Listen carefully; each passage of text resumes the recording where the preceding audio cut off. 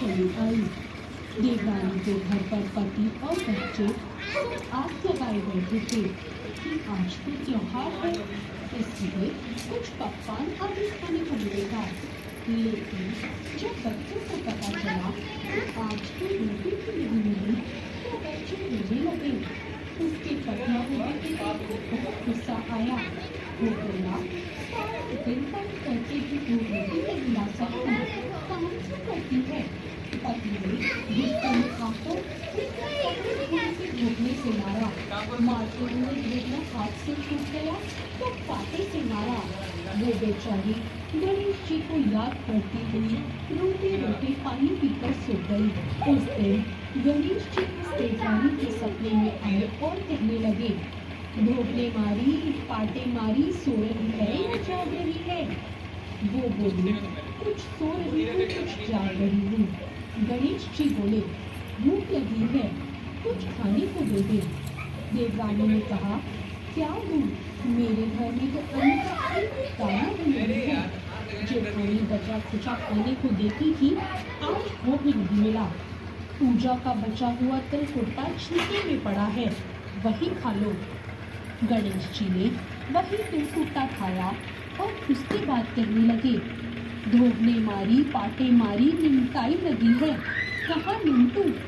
वो बोली, ये घर पड़ा है, जहाँ इच्छा हो वहाँ निमट लो।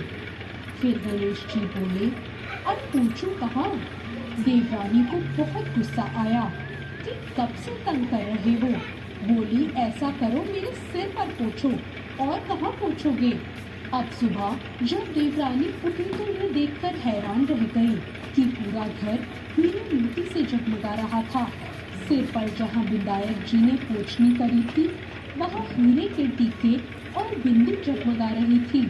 उस दिन देवरानी जेठानी के यहाँ काम करने नहीं गई। अब उसकी जेठानी ने कुछ देर तो उसकी राह देखी, फिर अपने बच्चों को देवरानी को बुलाने भेज दिया।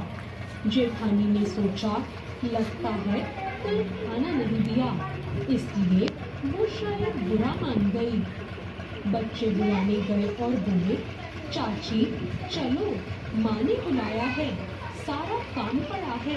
देवरानी ने कहा, बेटा बहुत दिन तुम्हारे यहाँ काम कर लिया, अब मुझे इसकी जरूरत नहीं। बच्चे ने घर जाकर माँ को बताया, मामा चाची का पूरा घर तो हीरे मोती से जगमगा रहा है। जेठानी दौड़ती हुई देवरानी के पास आई और बोली, अरे ये सब कैसे हुआ? देवरानी ने उसके साथ जो भी हुआ वो सब कह सुनाया। अब घर लौटकर जेठानी ने सोचा और अपने पति को कहा, आप मुझे भी धोने और पाटे से मारो। उसका पति बोला, अरे धनी मानस, मैंने तो कभी तुम पर